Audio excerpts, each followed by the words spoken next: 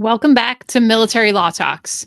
So maybe you're like me and you had no idea who President Trump nominated for Secretary of the Army. So I had to look him up. So his name is Daniel Driscoll, and just a little bit about him. So he was previously enlisted in the Army.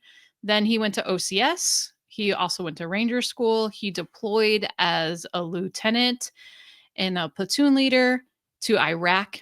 And then after serving 4 years in the Army, he got off active duty. And then he used the post 9/11 GI Bill to go to law school. So he went to Yale Law School, where he was 1 year behind JD Vance. So Yale Law School is not super big, so I'm sure that they were friends. So I'm pretty sure that JD Vance is the person who gave Dan Driscoll's name to President Trump to nominate him. So after Yale Law School, he went to Silicon Valley. He served for a while in different companies in venture capital, and so he brings a perspective not only as an Iraq veteran, as a lieutenant, so a very young officer, but also in the private sector. So for today's video, we're gonna watch clips from his confirmation hearing. So last week was his confirmation hearing, and he was confirmed by the Senate and sworn in. So he's been Secretary of the Army for about a week now. And so we're going to just watch a little bit of just some highlights from the video, from the confirmation hearing, and I'll provide some commentary throughout. If you want to watch the full video, I will link it below so you can watch the full confirmation hearing. But he will let's be take a look. Introduced by two of our distinguished colleagues. First, Senator Mullen, and then Senator Blumenthal. Senator Mullen, you are recognized. Thank you, Mr. Chairman. And I will say, you guys are much more intimidating from this side. I don't think I've ever really been intimidated by you all until I'm looking at you now. So this is really scary. Hey, I am so privileged and pleased to be able to introduce my good friend Dan Driscoll. You know, we've got to know each other, and it's been quite an honor, because I will say right off the bat, what you see is what you get. I think everybody sitting up here has had the opportunity to sit down personally with you. And this personality, no matter what we were dealing with, no matter what pressure was facing us, was the same personality you received 24/7. I don't care if I was talking to him at 3 in the morning, 4 in the morning, 5 in the morning, or at 11 o'clock at night, which we did multiple times. He always had this same type of personality, which is exactly what we need in our Army today. We need consistency. We need a leader that our warfighters and those that are supporting our warfighters can rally behind. We need someone that brings positive attention to the real challenges that the Army is facing. And has been pointed out by our ranking member Reed, he is also a third generation. He's also a third generation in the family that has served proudly and honorably in the Army, and currently has a nephew that's stationed in Korea. He's heavily invested in it. And so I want to go through and read what he's accomplished, because it honestly makes me sometimes feel intimidated by sitting beside him when you start thinking about it. First of all, he graduated in 3 years in UNC Chapel Hill with the highest distinction. I'm still trying to figure out how to graduate from college. Used his 9/11 GI Bill to attend Yale Law School, worked at Yale's Veteran Legal Service Clinic. He ran for the U.S. House of Representatives in North Carolina 11 District in 2020. He lost, but I want to show that he was willing to serve, and when that happened, it just got him more involved in public service. He didn't go away. He still stayed involved, which sometimes defeat shows the biggest character. And that's when we first started getting to know each other. And his character shined true in that. He wasn't He wasn't upset. He wasn't bitter. And we all know individuals that's lost elections that get very bitter. Instead, he dug down and still wanted to know how he could be involved in public service. It spoke highly of his character. He worked at the 100-watt investment firm, was chief operating officer at a $200 million venture capital fund, a member of the North Carolina State Bar Rotary Club, VFW Post 1137, and the IAVA. Just to go through some of the stuff he did in the military: basic service training at Fort Jackson, OCS commission to U.S. Army as an armor officer, completed Army Ranger School, stationed at Fort Dunn, New York, with a Fort Trump. 10th Mountain Light Infantry Division as a cavalry scout platoon leader, deployed in 2009 to Baghdad, Iraq in support of Operation Freedom, earned the rank of first lieutenant. Awards include the Army Commendation Medal, Combat Action Badge, Ranger Tab, National Defense Service Medal, Iraq Campaign Medal and a Campaign Star, Global War on Terrorism Service Medal, Army Service Ribbon, and Overseas Service Ribbon. I think the things, if you ask him, that he's most proud about is his wife and his 2 kids, though. His personal life is something that guides him each day. And I know this personally because we've had deep conversations about our family and about how we balance the work life and how it can be done. We've had conversations about how you center your life and make sure your priorities are right, because I believe wholeheartedly, if your priorities are straight with God, family, and everything else, that everything else you'll be highly successful at. And this is why Dan has been highly successful in everything that he's put his hands upon. For us to have someone like himself that's willing to step away from his family for a short period of time, because you all know the challenges that he's going to face, to be willing to still serve when he doesn't have to, is exactly what we need. We need a selfless server that's going to be willing to take on the task of the United States Army. And as Secretary of Army, we've got a winner here. So I really hope that all my colleagues, that this could possibly be a unanimous support of someone that's exactly what the United States needs today. With that, reduction is personal for me. As many of you know, Dan Driscoll was a... So this is Senator Blumenthal. He is a Democrat. Classmate of the vice president at Yale Law School, also my alma mater. He came to know at Yale Law School Jake Sullivan, who has just finished serving as National Security Advisor for President Biden, and Matt Blumenthal, my son, who is a veteran, a United States Marine Corps veteran of Afghanistan. Once Dan's nomination became public, I quickly heard from both Jake and Matt. Both shared stories of their friendship with Dan and recounted his strong intellect, his powerful work ethic, and his willingness to find solutions to difficult problems based on the facts, whatever those solutions might be. As a lawyer, we follow the facts and the law, and that's what Dan Driscoll will do as Secretary of the Army. And they assured me that he's a person willing to listen, to learn, and to work in a bipartisan way to put our soldiers first.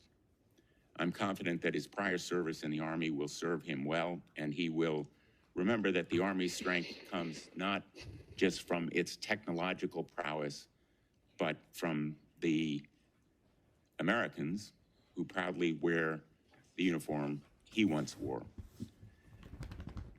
I spoke to Dan a number of times in the course of his preparing for his appearance here today, and those conversations convinced me that he is willing to work on the basis of collegiality, be transparent and open with this panel, with the Congress and our colleagues. And I welcome this opportunity to introduce him, perhaps as a sign of not just the collegiality, but the bipartisanship that has characterized this committee so clearly and consistently. So Senator Blumenthal introduced Dan Driscoll, and I thought, well, this is great. It's like bipartisan. Maybe he'll get confirmed by large numbers. And Blumenthal mentioned that Dan Driscoll is friends with his son. And so I looked at the vote, and guess how Blumenthal voted? He voted no. I couldn't believe it. So he voted no, even though it's his friend's son and he introduced him, he voted no on his confirmation. So I guess to Blumenthal, party is more important than personal relationships. All right, let's get back to it.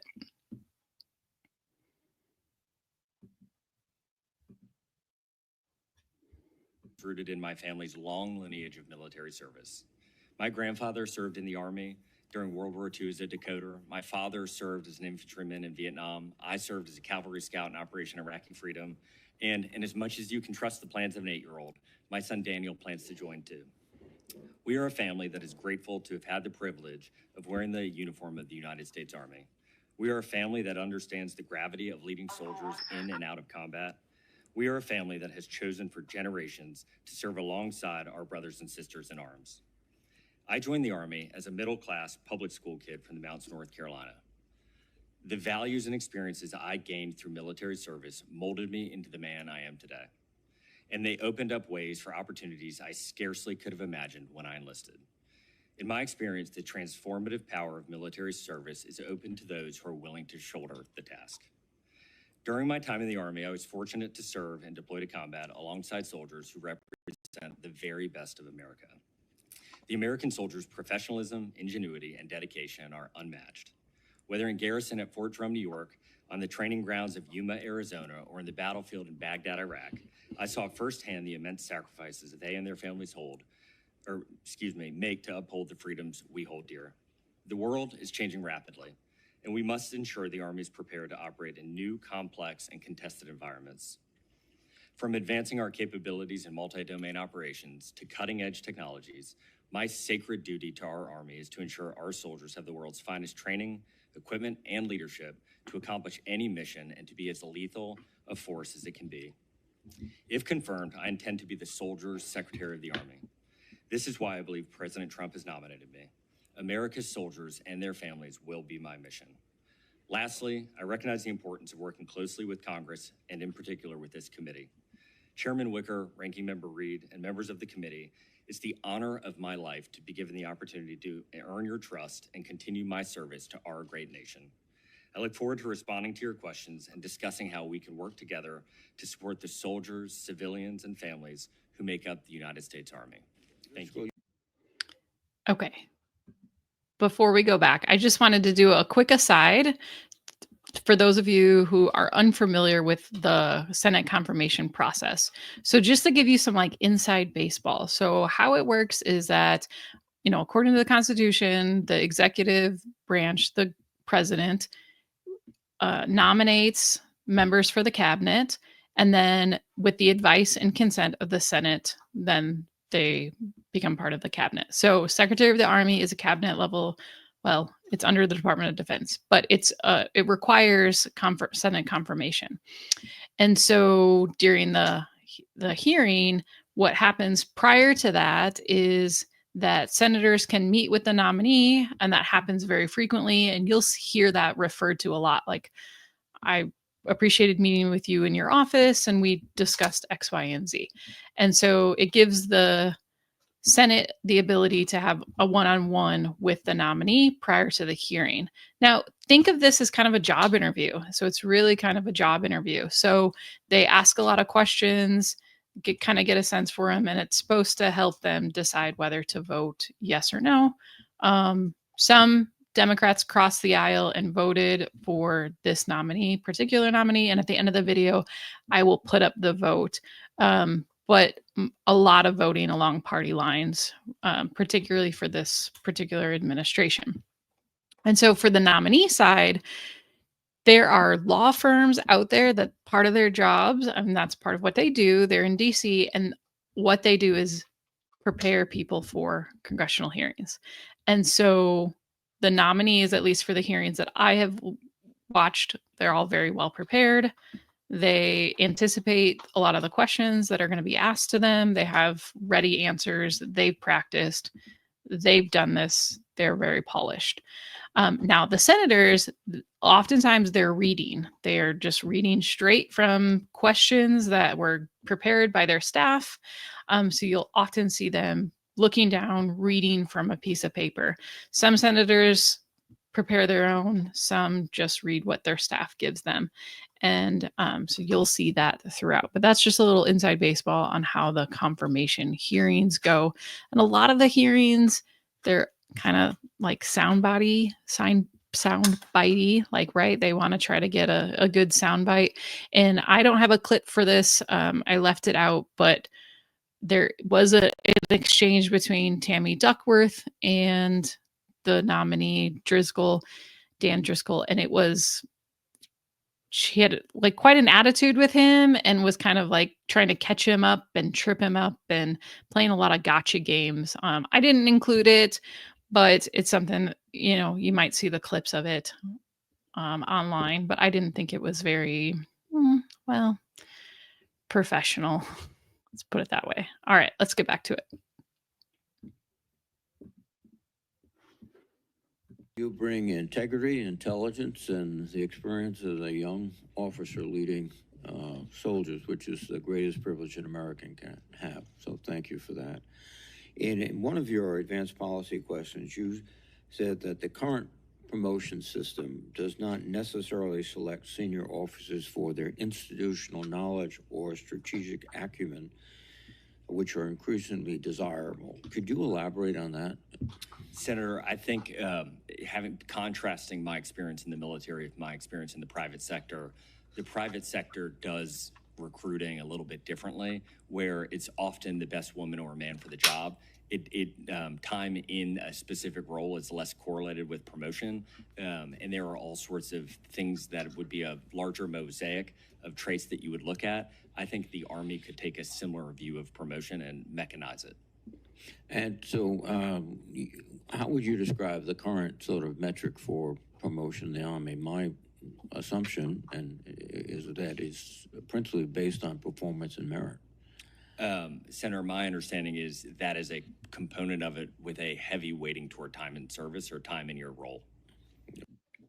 Yeah, and if you haven't read it, I read it over 10 years ago, but Bleeding Talent is a really, really good book talking about this kind of brain drain in the military because of the antiquated ways that we promote and that officers are also evaluated.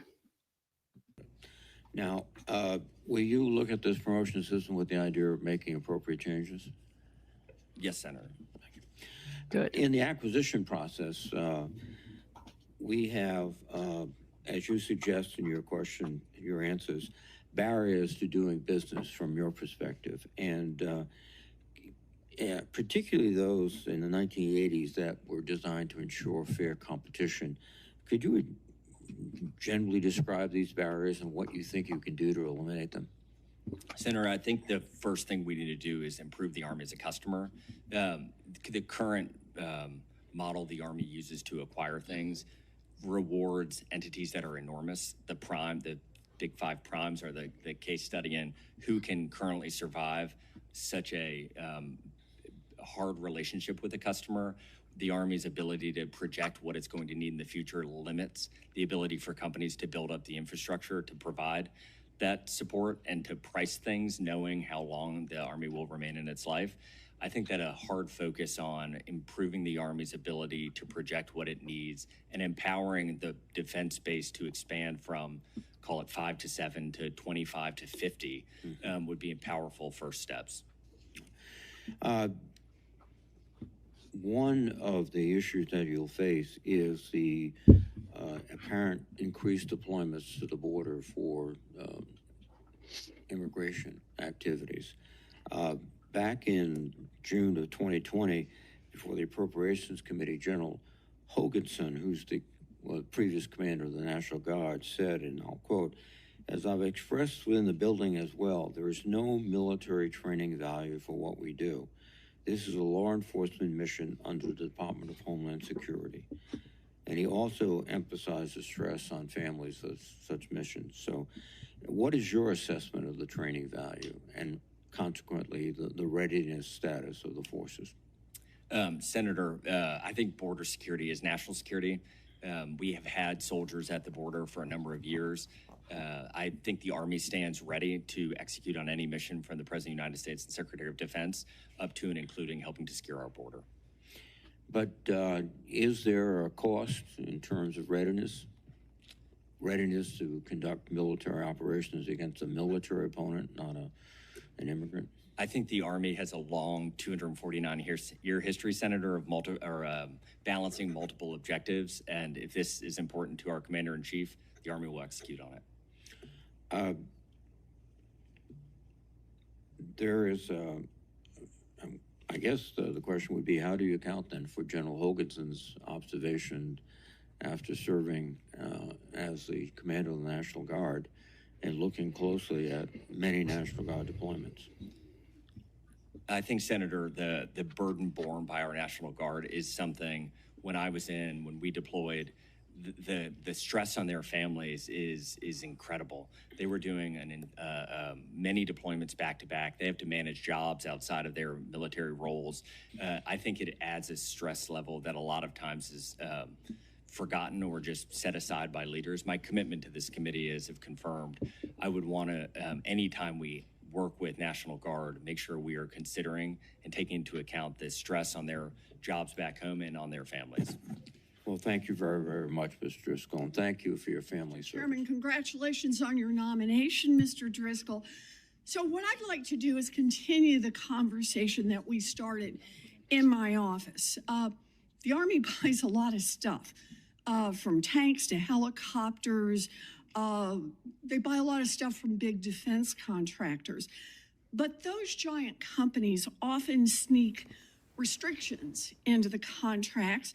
They hog up the software rights or the technical data, all to prevent service members from being able to repair their own equipment. So today I'd like to talk through an example so we can see the difference it makes when the Army isn't hamstrung by right to repair restrictions. Last year, the Army needed a new cover for a safety clip, but the contractor told the Army they couldn't have it for months, and these safety clips would cost $20 a pop. Now, thankfully, the Army had managed to keep right to repair restrictions out of this contract and was able to 3D print the part in less than an hour for a total cost of 16 cents. Now, Mr. Driscoll, does being able to get the parts we need in hours, maybe minutes instead of months, and for nickels instead of dollars, help U.S. readiness and national security? Unequivocally, Senator. Good. You know, when right to repair restrictions are in place, it's bigger profits for giant defense contractors, but also higher prices for DOD and longer wait times for service members who need to get their equipment repaired so they're ready to go. Chairman Wicker has an acquisition reform agenda which calls for a complete review of data rights across the Department of Defense. I think that is exactly right, because it would help put the Army fully in command of the equipment that it has paid so much for. So, Mr. Driscoll, let me ask you, if confirmed, will you work with this committee to identify more opportunities where the Army can save money and time by making their own parts and fixing their own equipment? If confirmed, unequivocally, Senator. Would you like to expand on that at all? This type of innovation that is happening in the private sector at scale in a lot of ways seems to have not trickled into the Army as much. And if we think about engagement with a peer like China, being able to repair our parts in areas around the world will be crucial to that. And if we are having 6-month delays in CONUS and paying 100x the rate, that is not scalable in an actual conflict. And so I'm totally supportive, Senator. Good. It was a very good answer. Yes, very good answer. Yeah, totally agree. I think Senator Warren is spot on here. It was an excellent answer. Thank you, Mr. Chairman.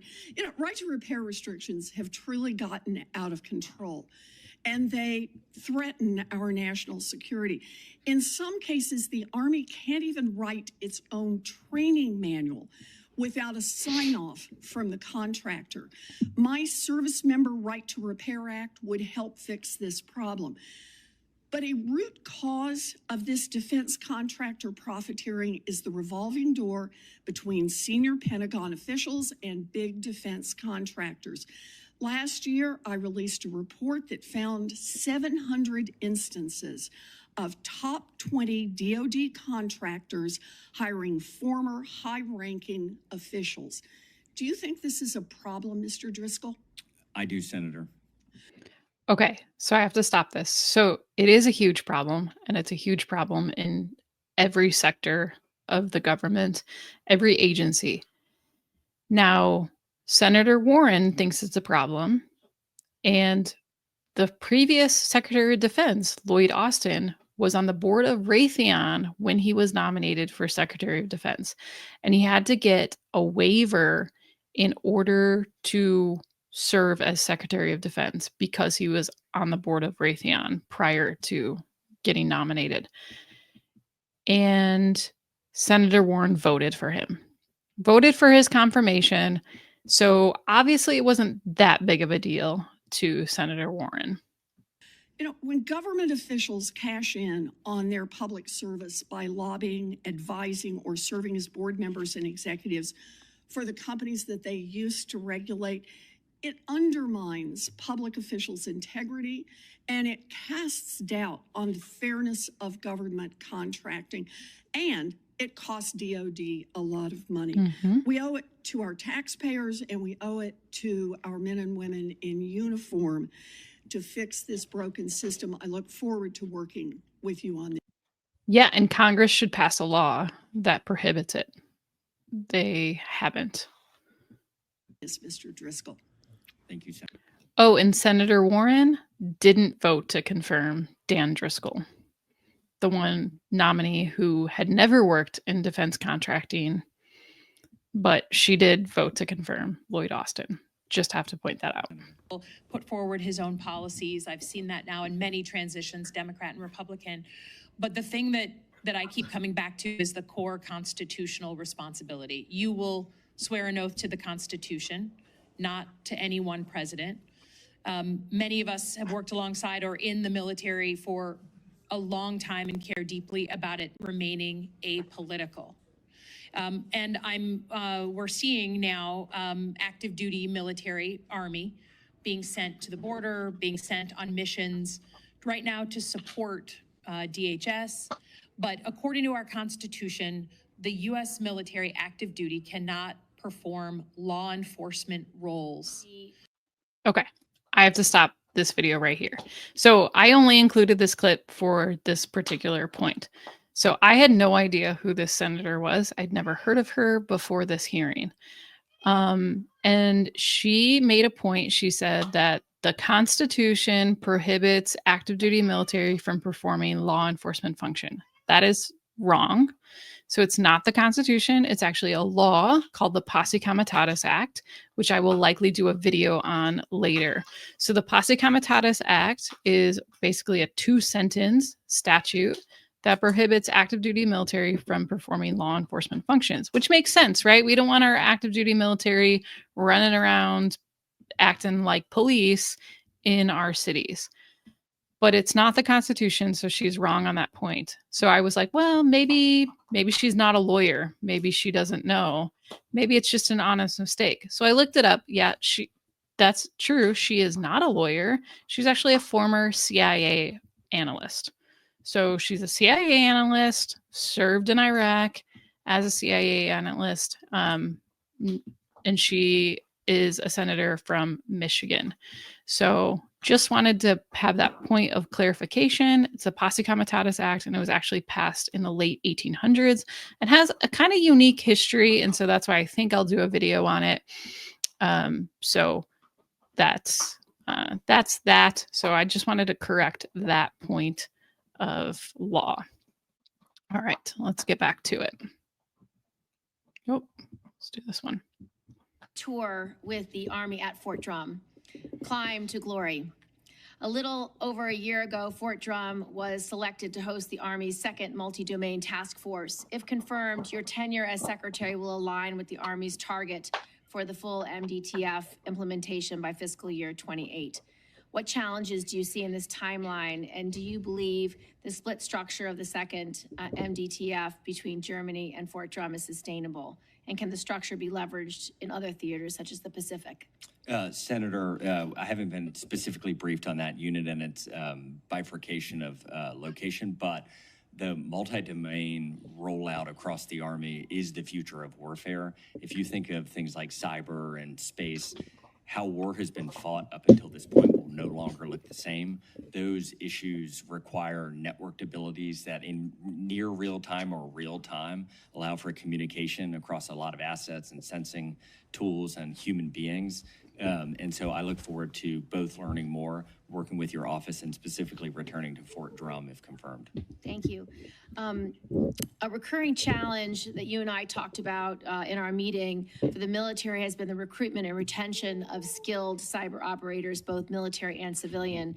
As of November, the military reported about 28,000 unfilled military and civilian cyber roles. To help address this, I created the Cyber Service Academy Scholarship Program and secured language in the most recent NDAA to study the advisability of a cyber military service. Army Cyber is the largest of our cyber service components, placing a significant portion of this burden on you. How will you approach the cyber personnel challenge, and how do you see things like the Cyber Service Academy supporting your efforts? Senator, very sincerely, thank you for your work on this. We are going to have to figure out and work together to create unique pathways for the cyber experts among us to be the most lethal cyber person or soldier. That pathway may look very different from going to Ranger School and ending up in Ranger Battalion. And we need to work with the feeders and the pipelines in the civilian sector to empower those candidates who want to join the Army, those future soldiers to come in. And I think pathways like what you were describing are incredibly valuable. You will need a capable and qualified principal cyber advisor, but that role has been vacant for nearly 6 months. Will you commit to me to quickly fill that role if you are confirmed? Senator, that would be one of, if confirmed, one of the roles I'd be most excited to fill.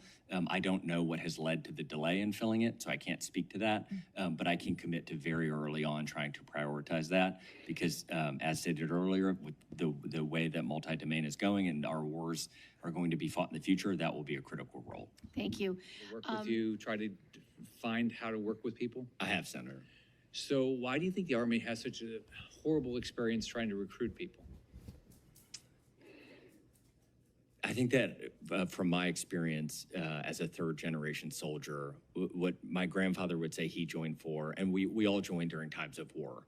I think if you asked us, it would have been, we would have said the reason we joined is we didn't want to miss the opportunity to serve our country when it needed us. And I think that very specific story is what a lot of soldiers, women and men, would say is the reason that they joined. I think we have oftentimes lost focus on that and started to focus on things like the benefits, which are all important and they're very valuable reasons to join. But I think for many of America's youth, it is the purpose of getting to serve this amazing nation. And so if confirmed, I would love to work with this committee to clarify that story and tell it more broadly. Yeah, I think that's super true. I mean, myself, I joined, I'm third generation as well.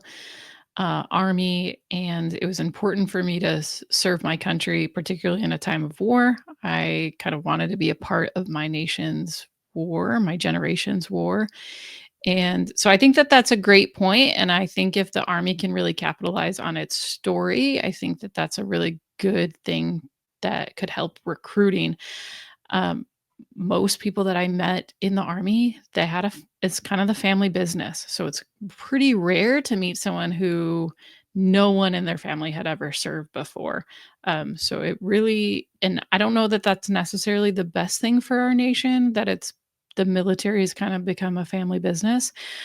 We almost have like a military class. And I don't know that that's like the best thing as, you know, as a nation. So it would be good to have a broader base to serve in the military. But I think that Dan's spot on his philosophy on the best way to recruit is to tell the story and to encourage people to be part of something bigger than themselves.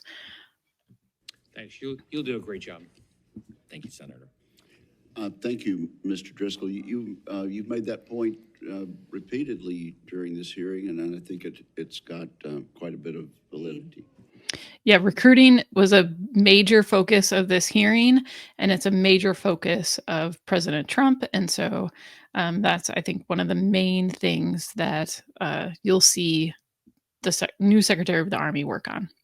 Critical training areas that the Army uses in Hawaii are leased from the state, including Pohakaloa, and the leases are set to expire in 2029.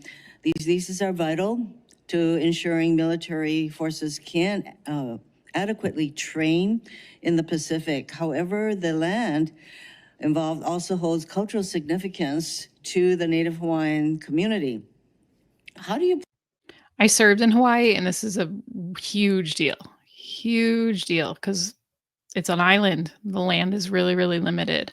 And so the native population, the Native Hawaiians really don't like that there's such a large military presence, because it's not just the Army there, all service branches are there in Hawaii. And so it's a really big issue. Plan to approach these important lease renegotiations, and will you commit to engaging in good faith with state officials and the community to ensure that the leases are negotiated in a way that is fair to the state, the people of Hawaii, and the military? Senator, this is an incredibly important issue, not just in Hawaii, but in all the places we engage with the community and sign leases. I would absolutely commit to wanting to work with your office and then to engage with community members to ensure the Army is being its best neighbor that it can be. Earlier in the hearing, I was referencing with your colleague that Senator Warren and I were chatting about this, both kind of abroad, how the Army exists in its footprint, but then specifically domestically, how the Army and its soldiers and the civilians that work on the bases engage with the community and the youth in that community is directly correlated to who gets a taste of what the Army has to offer and who gets to see what a life in the Army can do for them. And so I think it is both the right thing to do and the selfish thing to do to be the best community members we can be. I want to particularly emphasize how important these negotiations are and how they are conducted, because the military of late has been criticized for what happened at Red Hill, basically involving the Navy. But as far as the community is concerned, what happens to one service is something that impacts all of the other services.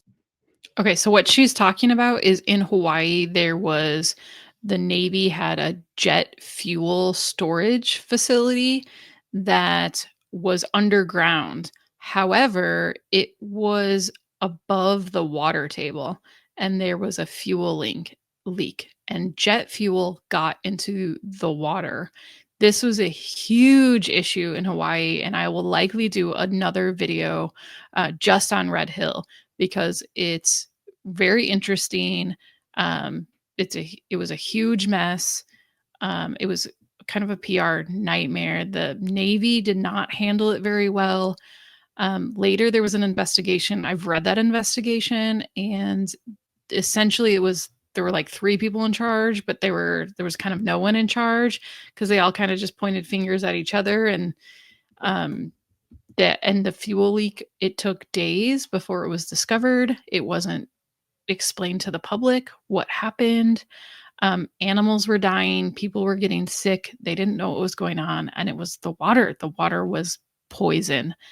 And so it's a public health nightmare as well, and there's ongoing litigation involving that. And so it has been closed. The previous Secretary of Defense, Lloyd Austin, did order it to be shut down. It is currently being shut down. But I included this clip in there to point out that this is a huge issue. And like I said, I will likely do another video on Red Hill later, just a video just on Red Hill. So it is really critical that you engage with the community. So going to modernizing DoD infrastructure is one of my top priorities, and the Army has a deep backlog of maintenance and modernization for its facilities. And sadly, for example, in Hawaii, 50% of Army facilities are classified as failing or failed, and the cost to repair or replace them is over $5 billion. This is just involving Hawaii. So we need to have a functioning infrastructure critical to military readiness. How are you planning to address the Army's infrastructure issue in Hawaii and in the greater Indo-Pacific? Senator, I've had many friends stationed in Hawaii, and though the experience has been good, I think that they might echo that some of the maintenance issues exist. We owe a duty to our soldiers and their families.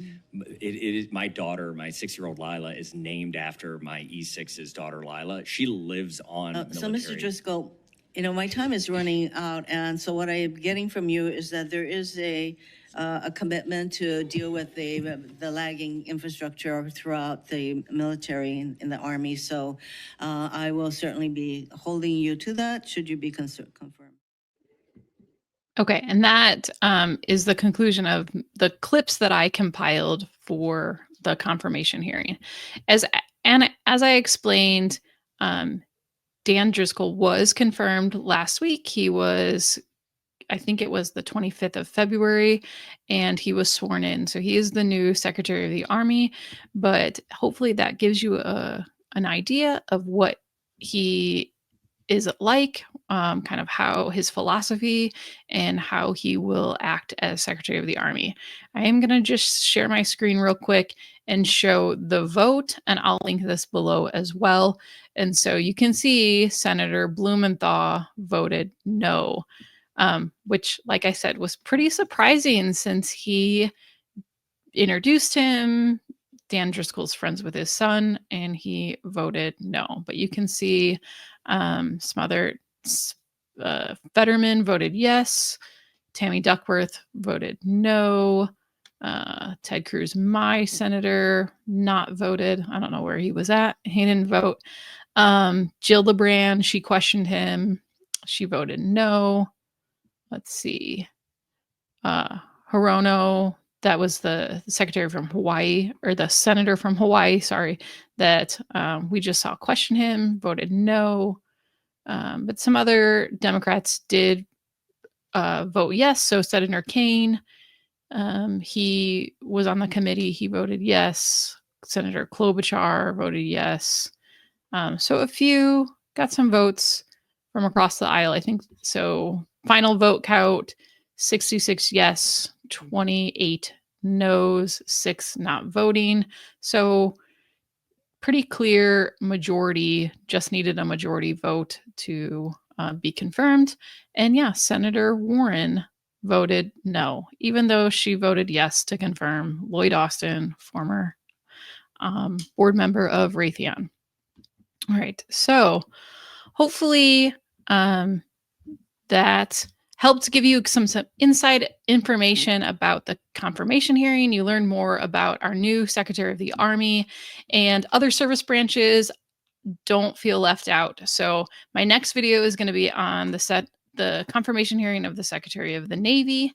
And once they have it, I don't think they've had it yet, but I'll do a video on the Secretary of the Air Force.